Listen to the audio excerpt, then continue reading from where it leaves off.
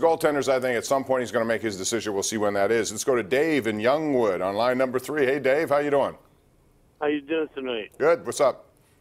I'm just calling about, do you think the Pens are in trouble now that Philadelphia's in first place in the Caps? No, they're not in first place. Philadelphia's in second place still. But they're 1 point. They are? Yeah. But what's your definition? Well, what difference does it make if it's Philly or Washington?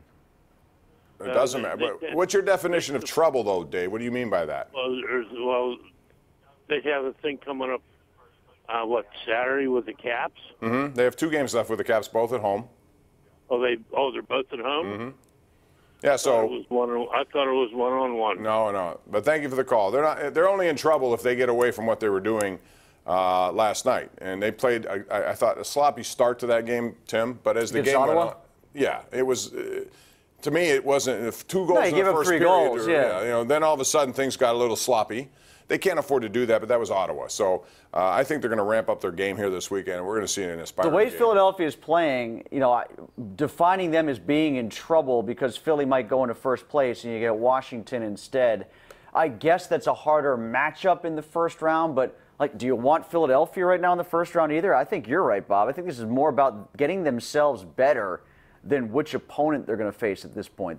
One win against the Senators does not make me feel warm and cozy that they're back on the winning track.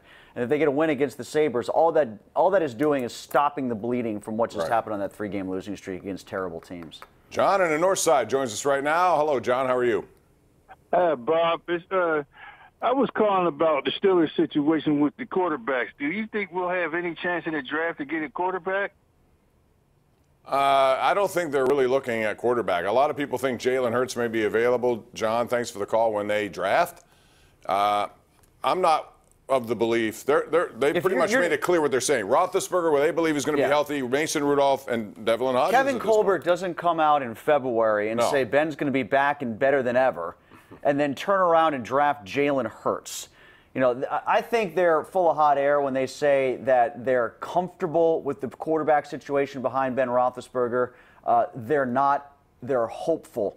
In fact, I'm writing about that for the Trib tomorrow. Don't confuse the word comfortable with hopeful. They're hoping Mason Rudolph gets better. They're hoping one of the other 3 guys in the roster is capable of being third string, and they're hopeful Ben Roethlisberger doesn't miss a single snap. Let's not confuse comfortable and hopeful. I think they're doing that in their dialogue with the fans, or maybe they're not. They're probably doing this on purpose to kind of quell because of that, because they're not going to take a quarterback. No, they're not. And they shouldn't. And they have a lot of other things they need to do. They have convinced themselves that the reason why the offense was what it was last year had nothing to do with anybody else in the skill positions, nothing to do with the offensive line deteriorating. It was all because the other quarterbacks weren't good enough. And then out of the other corner of their mouth, they're saying, we're comfortable with the backup quarterback. Right. So which is it? But they're going with the hard sell that Roethlisberger's going to be back, and they don't have the money against the cap, and they don't have the draft cachet to make another investment at the QB position. And really, they shouldn't right now. They have other things to address, and I think they have to expect that Roethlisberger will be back. They got doctor's reports. They have to know it, and if they do, good.